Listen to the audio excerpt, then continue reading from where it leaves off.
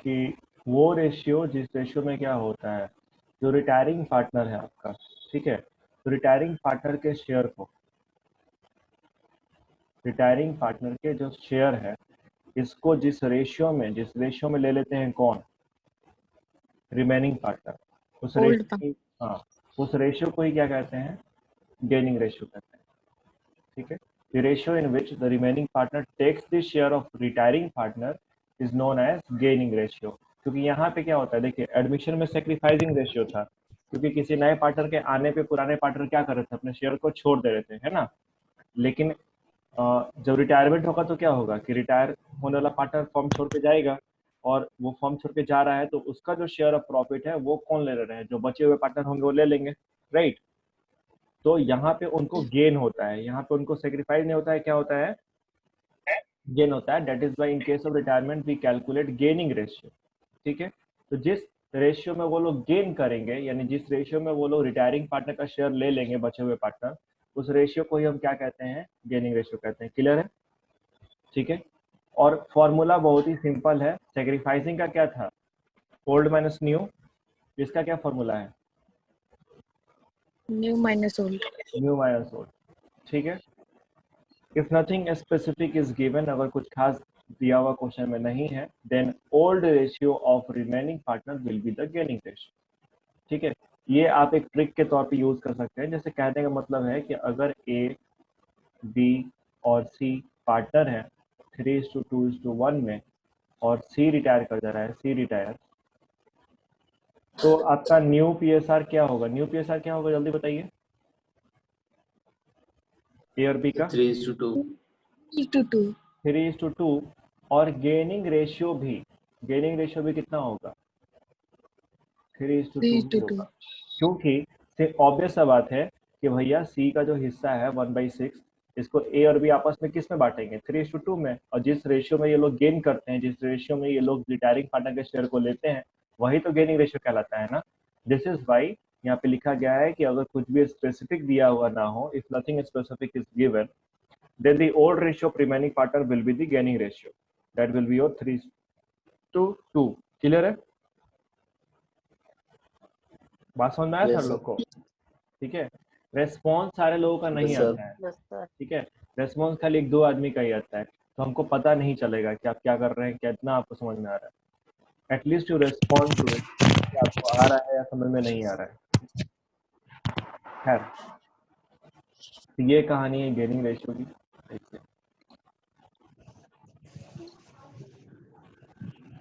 इसके बाद से क्या है कि, और देखिए जब आपको मतलब क्या है, और अगर मान लो तुमको ये बोल दिया कि भैया सी का जो हिस्सा है, थोड़ा ध्यान देना मेरे बात पे, कि जो सी का हिस्सा है, तो सी का हिस्सा कितना था, 1/6 था ना।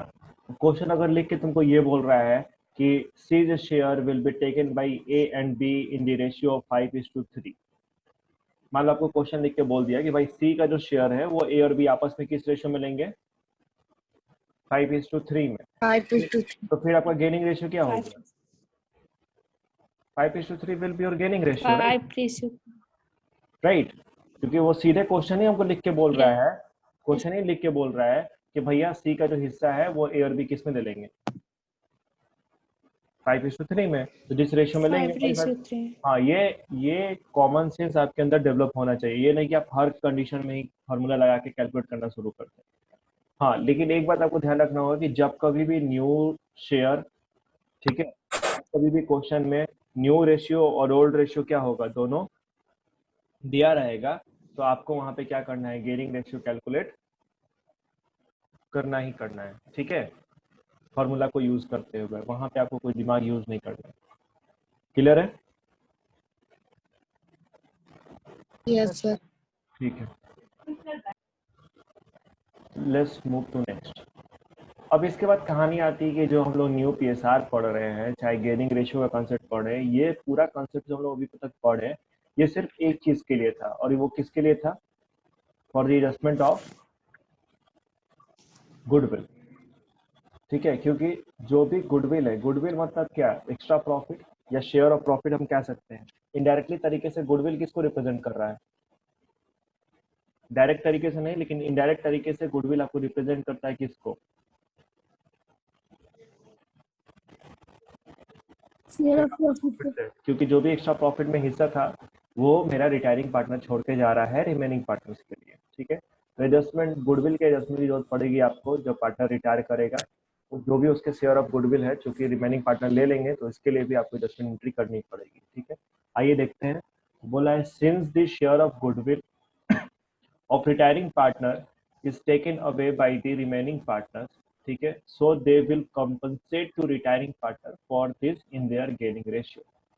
क्योंकि रिटायरिंग पार्टनर के हिस्से को बचे हुए पार्टनर क्या करते हैं, ले लेते हैं। ठीक है, क्या हुआ मोहसिन बताइए?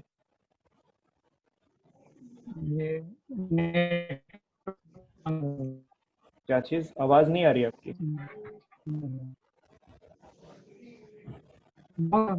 अभी नेटवर्क प्रॉब्लम थी, बाहर है। क्या हो गया? नेटवर्क प्रॉब्लम चल रही थी, वही अभी बाहर है, सही हो गई अभी। हाँ ठीक है, अभी ठीक है, आवाज में सही आ रहा है। क्या हुआ कन्हैया, बोलो।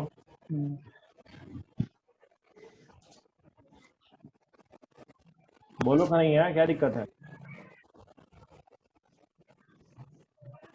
सर बोल रहे हैं सर, अगर गेनिंग रेशियो अगर पार्टनर बोलेगा कि केवल एक आदमी को देना है तो एक आदमी अगर ले रहा है तो फिर उस वही कॉम्पनसेट करेगा, फिर खाली गेन होगा। रेशियो क्या होगा? रेशियो तभी ना होगा जब दो लोग होगा। ठीक है, खाली एक अगर लेगा तो उसको डेबिट कर देंगे और जाने वाले पार्टनर को क्रेडिट कर देंगे, काम खत्म।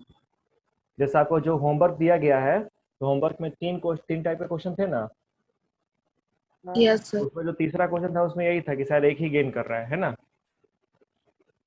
Yes sir. ये उसका जो जाने वाला पार्टनर उसका शेयर बढ़ जाएगा, तो जो जो लेगा वो भरेगा, सिंपल सा बात है। ठीक है, तो यहाँ पे क्या है कि देखिए, तो चूंकि रिटायरिंग पार्टनर के गुडविल को रिमेनिंग पार्टनर्स ले लेंगे तो उनको कंपनसेट करना होगा किसको, रिटायरिंग पार्टनर को, इन देयर गेनिंग रेशियो।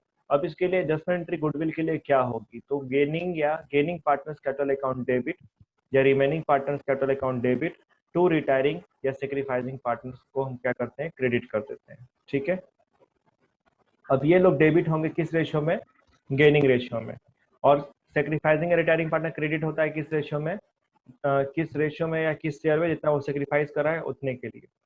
ठीक है, और जब पूरा आपको पार्टनरशिप पढ़ा लेंगे ना, तो आपको एक जादू भी दिखाएंगे हम गुडविल के क्वेश्चन का, जिससे आप कोई भी गुडविल का क्वेश्चन डायरेक्टली बना सकते हैं। वो बोर्ड एग्जाम में एप्लीकेबल नहीं होगा, लेकिन आपको मालूम चल जाएगा कि एंट्री क्या होगा। ठीक है, खैर अब आइए आपको क्वेश्चन एक देखते हैं हम लोग। बुक सारे लोगों के पास है क्या? तो ऐसे में जिनके पास किताब नहीं है अभी, मेरे पास नहीं है सर। अच्छा ठीक है, रुक जाओ लोग एक मिनट।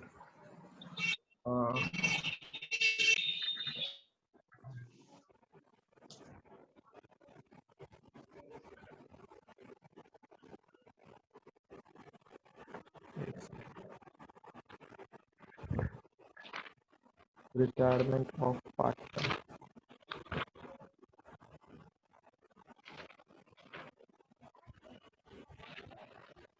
देखते हैं कोई एग्जाम का ही क्वेश्चन लिख दे।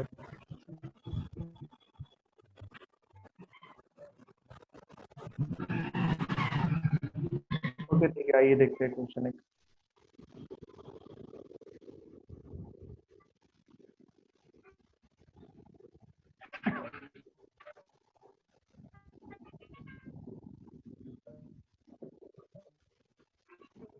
ये क्वेश्चन नंबर आपका है 14 बुक का। ठीक है, फॉरेन 2017 में आया है ये क्वेश्चन। तो आपको इसमें बोल रहा है कि जो पहले के पार्टनर है, चार पार्टनर है, पी क्यू आर और एस। ठीक है, इनका जो रेशियो है दैट इज योर 5:3:1:1। ओके, 1 जनवरी को एस रिटायर हो जा रहा है। एस के रिटायरमेंट के टाइम में जो फर्म का गुडविल है,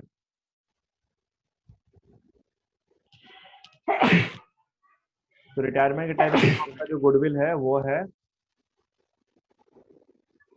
कितना, 4,20,000। ठीक है, रिटायर हो रहा है कौन, आपको एस रिटायर हो रहा है। एस रिटायर्स, ठीक है। The new profit sharing ratio among P Q R, ठीक है। न्यू जो PSR है पी क्यू आर का, किसको खांसी पकड़ लिया है जी? क्या बेटा खतरनाक। ठीक है, तो देखिए पी क्यू आर का नया आपको रेशियो दिया हुआ है और इसका पी क्यू आर एस, ठीक है, ये आपको पुराना ओल्ड रेशियो गिवन है। तो हम लोग को सबसे पहले क्या निकालना पड़ेगा?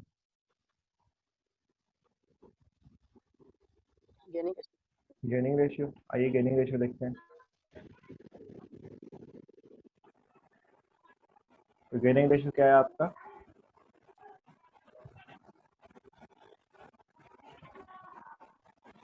तो गेनिंग रेशियो किसका निकलेगा? पी का, क्यू का और आर का, है ना।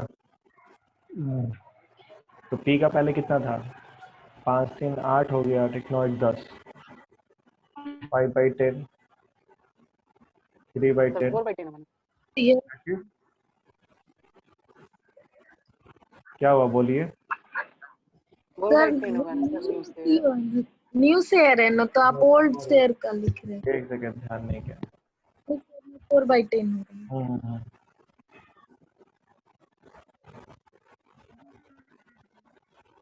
4/10, 3/10 और 3/10।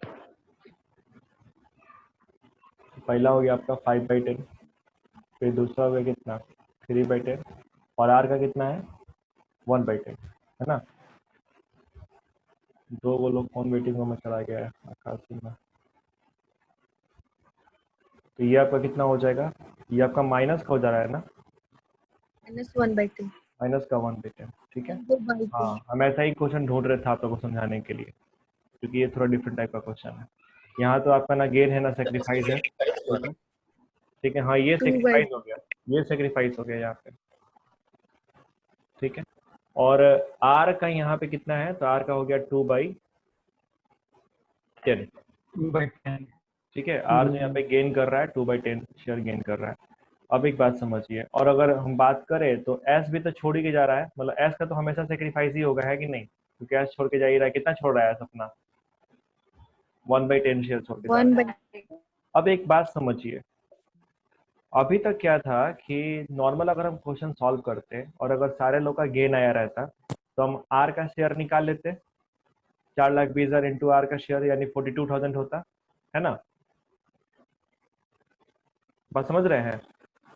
और तो फिर से 42,000, बोलिए। मेरे बात पे ध्यान दीजिएगा। जैसे आप लोग गुडविल का क्वेश्चन बना रहे होंगे एडमिशन चैप्टर में भी, ठीक है। तो वहां पे क्या था कि आपका मतलब यहाँ पे निकल गया कि भाई ये पार्टनर इतना मतलब क्या कर रहा है, छोड़ रहा है, 110 छोड़ रहा है। तो टोटल फर्म का गुडविल 4,20,000 है, 4,20,000 का 110 कितना हो गया? 42,000, है ना। Yes, sir. ठीक है, तो हम क्या करते, अगर मान लो कि यहाँ पे पी भी गेन करता, ठीक है, आर भी गेन करता, तो सिंपल था कि ये जो 42,000 है इसको गेनिंग रेशियो में क्या करते हम लोग? एडजस्ट कर देते। उतने से पी को डेबिट करते, उतने से आर को डेबिट करते, और एस को क्या करते? क्रेडिट करते।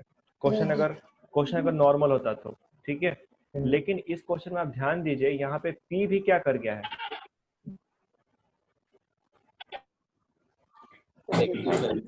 पी भी सेक्रीफाइस कर गया है ना। तो आप ये थंब रूल बना लीजिए, ठीक है, चाहे वो एडमिशन चैप्टर हो चाहे रिटायरमेंट चैप्टर हो। अगर कभी भी ऐसा हो कि आप गेनिंग रेशियो या सेक्रीफाइसिंग रेशियो निकाल रहे हैं और उसमें जो आप पहले के पार्टनर है वही उसी में कोई गेन कर जाए या सेक्रीफाइस कर जाए, ठीक है, तो यहाँ पे आपको पूरे फर्म के गुडविल से एडजस्टमेंट करना पड़ेगा। यानी फर्म के गुडविल से आप डायरेक्ट निकालेंगे 110, 210, 110, ठीक है।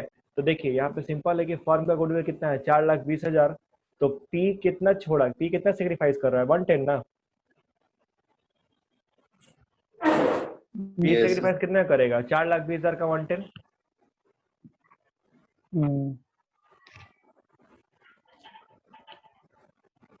तो 42,000 का सेक्रीफाइस हो गया किसका? सी का, पी का, ठीक है। क्यू का ना गेन है ना सेक्रीफाइस है, no gain no sacrifice, right. ठीक है, उसको मतलब ही नहीं है। आर का अगर हम बात करें तो आर ने 210 शेयर गेन कर लिया है, यस सर, ठीक है, यानी कि 4,20,000 का, 84 था, 84,000 ठीक है। 210, तो ये आपका कितना हो जाएगा, 84 84,000। ठीक है। और एस का जो हिस्सा है यहाँ पे, तो एस भी अपना तो हिस्सा छोड़ ही रहा है, एस ने भी अपना हिस्सा छोड़ा यस है। सर, एस ने हिस्सा कितना 42,000, छोड़ा है, 4,20,000 का, फिर 1/10। 42,000। तो यहाँ पे जब हम एंट्री करने जाएंगे तो एंट्री क्या होगी, देखिए गुडविल के लिए जो एंट्री होगी यहाँ पे वो आपका क्या हो जाएगा, तो पी चूंकि क्या किया है, पी सेक्रीफाइस किया है, तो ये भी क्रेडिट होगा, होगा ना, पी क्रेडिट होगा, आर क्या होगा, डेबिट होगा, डेबिट सेक्रीफाइस किया है तो एस भी क्रेडिट होगा, ठीक है। तो एंट्री हम लोग करेंगे यहाँ पे, आर कैपिटल अकाउंट डेबिट, ठीक है, टू पी कैपिटल अकाउंट और to S capital account, capital ठीक है। अमाउंट कितना डालेंगे, तो ये डेबिट हो जाएंगे कितने से, 84,000 से, और ये दोनों लोग क्रेडिट होंगे कितने से, 42,000 से, ठीक है। Being adjustment of goodwill made on S retirement, ठीक है। कोई दिक्कत, क्लियर है सारे लोग को, किसी को कंफ्यूजन, यस सर। ठीक है। तो आप लोग एक थंब रूल बना लीजिए, अपने दिमाग में बैठा लीजिए कि जब कभी भी, ठीक है, व्हेनेवर, जब कभी भी आपका क्या बोलते हैं, अगर एक पार्टनर सेक्रीफाइस कर जाए, एक पार्टनर क्या कर जाए, गेन कर जाएगा, तो वहां पे एडजस्टमेंट पूरे के गेन पूरे फॉर्म के गुडविल को लेकर के होगा, ठीक है, यस सर। क्लियर है, कोई दिक्कत। अच्छा, एक बात और ध्यान रखिएगा, मान लीजिए आपको कोई फॉर्म का गुडविल नहीं दिया, आपको क्वेश्चन में बोल दिया है कि रिटायरिंग पार्टनर जा रहा है, रिटायरिंग पार्टनर का जो शेयर ऑफ गुडविल है वो 42,000 है, ठीक है। तो यहाँ पे फिर फॉर्म का गुडविल आप कैसे निकालते, तो 42,000 और इंटू क्या कर देते हैं, उसका 1/10 शेयर के लिए था तो 10/1 कर देंगे, है ना, ठीक है। तो ये सब चीज पॉइंट आपके दिमाग में रहना चाहिए, क्योंकि बोर्ड एग्जाम में क्या होगा ना, चूंकि आपका सिलेबस हो गया है रिड्यूस्ड, ठीक है, तो वो जितना खेला खेलना है, नंबर तो कम हुआ नहीं है, नंबर तो उतना ही का आएगा, एग्जाम 80 नंबर का ही पेपर होने वाला है, तो इसी सब में वो खेल खेलेगा, कि हो सकता है कि आपको क्वेश्चन दे दे तो फॉर्म का गुडविल ही ना दे, आपको दे दे पार्टनर का गुडविल, तो आपको क्या करना होगा, पार्टनर के गुडविल से उसको कन्वर्ट करना होगा किस में, फॉर्म के गुडविल में, ठीक है। तो यही वो नोट लिखा हुआ था नीचे कि अगर किसी भी क्वेश्चन में अगर रिमेनिंग पार्टनर में से एक पार्टनर गेन कर ले और एक सेक्रीफाइस, तो पहले फॉर्म का गुडविल निकालेंगे, उसके बाद गुडविल का एडजस्टमेंट करेंगे, क्लियर है, यस ठीक है, ओके, लेट्स मूव फॉरवर्ड। तो गुडविल के क्वेश्चंस भी आप लोग कर लेंगे, ठीक है, क्वेश्चन नंबर आपका 19 तक है, ठीक है। और देखो हिडन गुडविल का क्वेश्चन जनरली एडमिशन में ही आता है, ठीक है, रिटायरमेंट में नहीं आता है, लेकिन रिटायरमेंट में आएगा तो क्या आ सकता है, तो रिटायरमेंट में आपको हिडन गुडविल का क्वेश्चन कुछ ऐसे हो सकता है, समझ लीजिए, वो भी समझा देते हैं, आने का चांस बहुत कम है या ना के बराबर ही मानिए, लेकिन फिर भी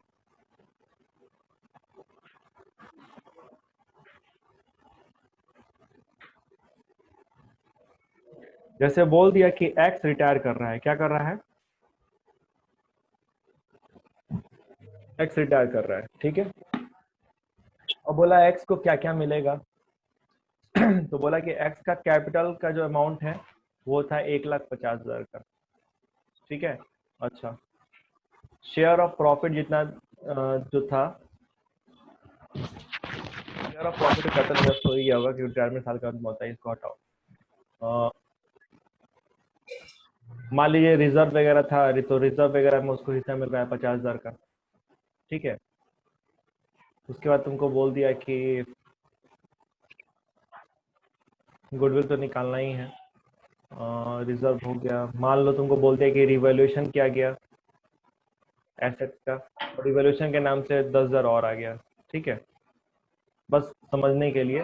तो टोटल कितना हो रहा है हम लोग के हिसाब से? 1,50,000, 50,000, 2 लाख, 2 लाख और 10,000, 2 लाख। 10,000। ठीक है, इतना उसको पे होना चाहिए, है ना। और आपको क्वेश्चन में बोल दिया कि ₹3 lakh paid to X. X को पेमेंट कितना किया जा रहा है? 3 लाख का। 3 लाख का पैसा बन रहा है उसका कितना? 2,10,000। पेमेंट कितने का हो रहा है? 3 लाख का हो रहा है। तो जो एक्स्ट्रा पेमेंट हम कर रहे हैं कितने का? 90,000 का। 90,000। ये 90,000 ये हमारा क्या हो गया? Hidden goodwill. गुडविल हो गया। This become your hidden goodwill. तो इसीलिए बोले कि इसमें बहुत कम चांसेस है आने का या पूछने का। ठीक है, क्योंकि यहाँ कोई लॉजिक नहीं बनता है एग्जाम में आए। ठीक है, किसको दिक्कत हो गया थी? कौन व्हाट हैपेंस चले गए? समझ में आया हिडन गुडविल? Yes sir. हाँ, तो हिडन गुडविल का मुझे नहीं लगता है कि आपके एग्जाम में रिटायरमेंट से हिडन गुडविल का क्वेश्चन आना चाहिए, क्योंकि इसमें कुछ होता ही नहीं है। तो ये फर्जी का खाली हिडन गुडविल है, किसी काम का नहीं है। ओके, अब आप क्वेश्चन नंबर 23 तक रेडी हो चुके हैं बनाने के लिए। ठीक है, 23 नंबर क्वेश्चन तक आप क्वेश्चन कर सकते हैं एक्सरसाइज के तेज अग्रवाल में। इसके बाद थोड़ा बात करते हैं एक और टॉपिक पे, यहाँ तक इसको खत्म कर दिया जाए। आइए,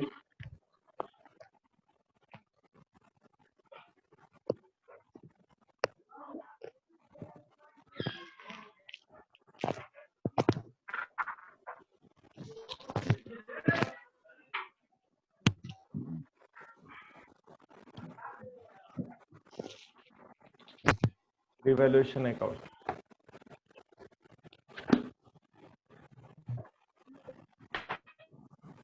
ठीक है, रिवॉल्यूशन अकाउंट पढ़े ना आप लोग एडमिशन में?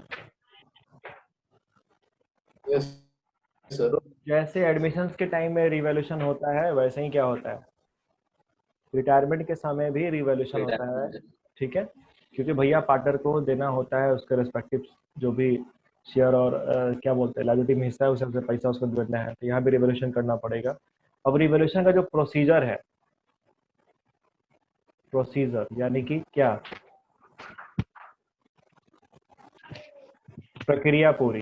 ठीक है, यानी रिवॉल्यूशन अकाउंट बनाने का, प्रिपेयर करने का, एंट्रीज पास करने का, same as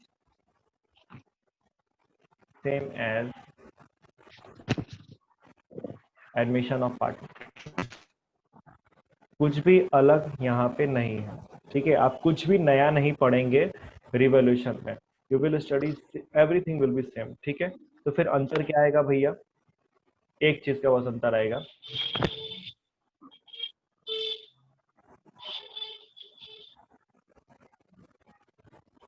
whatever gain or loss occurs on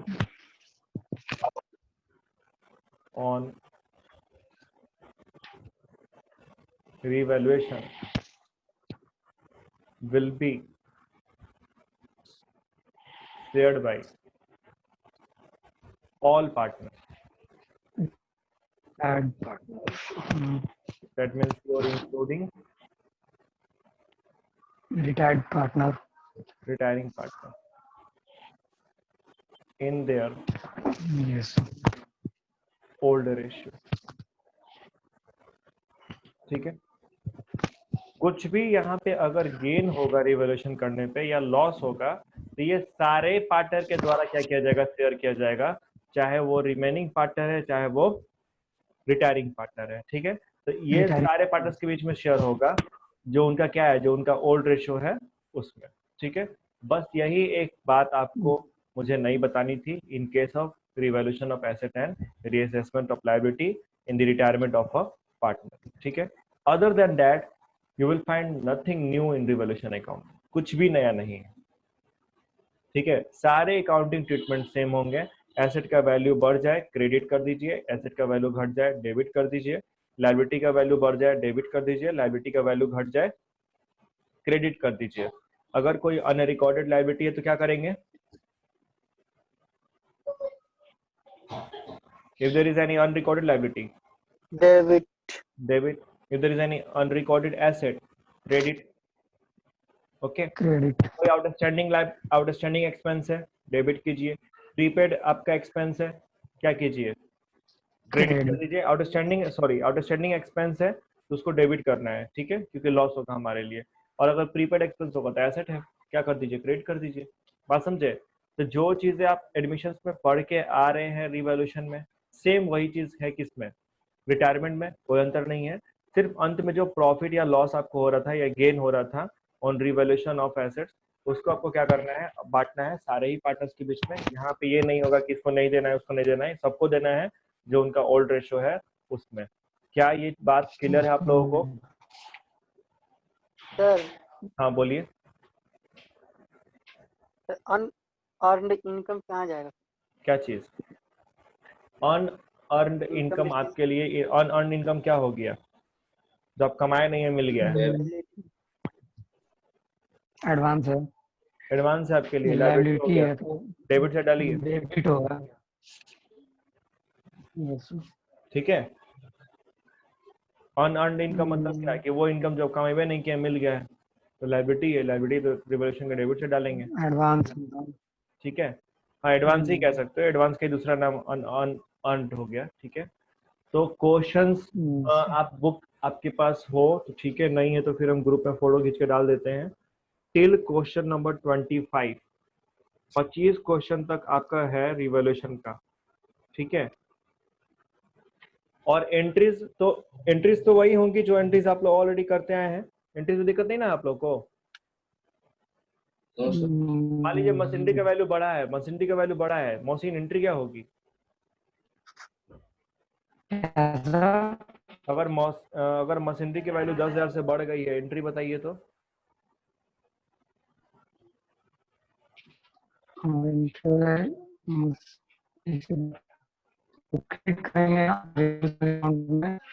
क्या चीज? इसको डेबिट करेंगे, क्रेडिट करेंगे रिवॉल्यूशनरी अकाउंट में। रिवोल्यूशन अकाउंट को, ठीक है। एंट्री तो आप लोग सारे लोग को आता ही ऑलरेडी, कोई ऐसे भी जिनको एंट्री नहीं आता है? Anyone?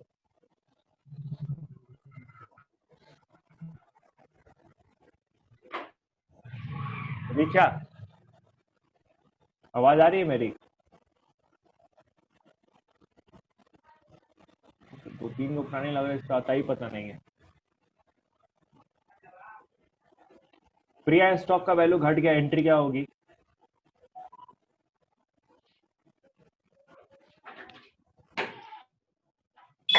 Revolution account debit to stock account. Revaluation account debit to stock account, ठीक है। तो बस ये जनरल एंट्री आपको आना चाहिए, और जो भी आपको फायदा या नुकसान होगा उसकी एंट्री क्या हो जाएगी?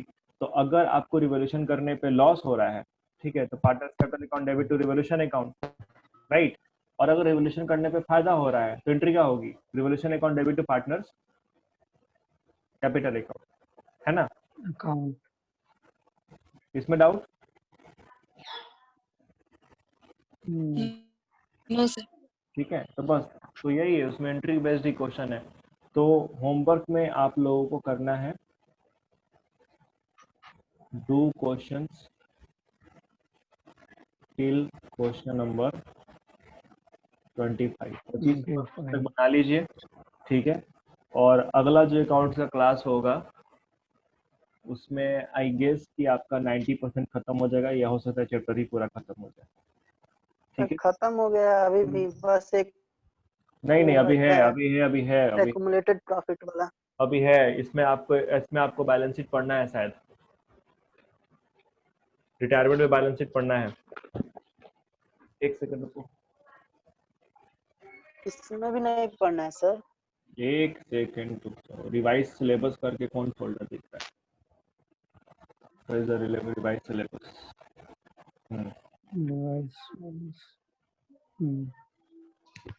अकाउंटेंसी 2021, जहाँ तक हमको याद है इसमें पढ़ना है।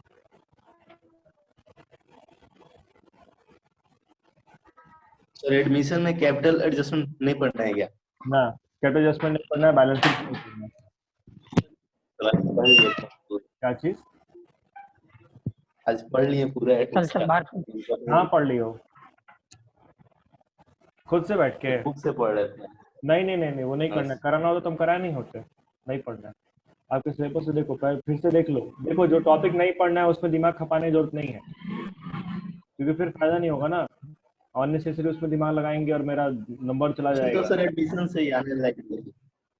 ठीक है, एडमिशंस में देख लीजिए, यहाँ पे आपको क्लियर यहाँ मेंशन है, treatment of reserve and accumulated profit दिया है ना, यस। देखिए यहाँ पे effect of admissions, treatment of reserve and accumulated profit, यहाँ तक हम लोग किए थे।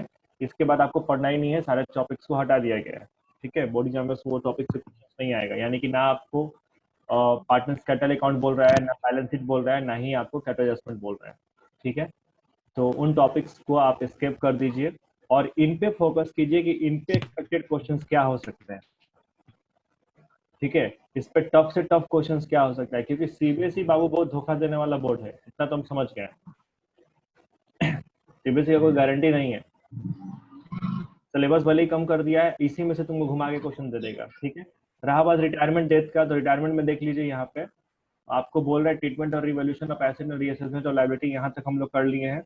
और यहाँ पे पढ़ो कन्हैया, दिख रहा है? Yes sir. Adjustment of accumulated profit and reserve and preparation of balance sheet, यानी कि आपको अभी पढ़ना पड़ेगा रिजर्व प्रॉफिट जो भी है उसका बंटवारा, पार्टनर्स कैपिटल अकाउंट कैसे बनता है और बैलेंस शीट कैसे बनता है। ठीक है, सिर्फ आपके लिए एक टॉपिक तो रिलेटेड है। इसमें तो पूरा चैप्टर है। हाँ पूरा आ जा रहा है, यहाँ पे सिर्फ रिलेटेड पोर्शन बस आपका कैपिटल एडजस्टमेंट है। रिटायरमेंट में भी कैपिटल एडजस्टमेंट था, जिसमें 6 केसेस पढ़ने थे आपको, लेकिन वो सारे 6 के 6 केसेस डिलीट हो गए, तो बेहतर है, उसमें थोड़ा सा दिक्कत होता था। डेट में तो पूरा इसमें लोन अकाउंट पढ़ना है सर रिटायरमेंट में? नहीं पढ़ना है, नो लोन अकाउंट, जितना टॉपिक है आपके सामने है। ठीक है, तो लोन अकाउंट को हटा 4 दो। नंबर का क्वेश्चन तो उसी में से बन रहा था, कैपिटल एडजस्टमेंट में से। इसमें कहाँ से देगा? इसमें से नहीं नहीं, 4 नंबर का क्वेश्चन। पहले क्वेश्चन 8 नंबर में आता था विद कैपिटल एडजस्टमेंट, बात समझ रहे हो? यस। ट्यूशन से और रिटायरमेंट से मिलाकर ऑप्शनल में जाता था क्वेश्चन।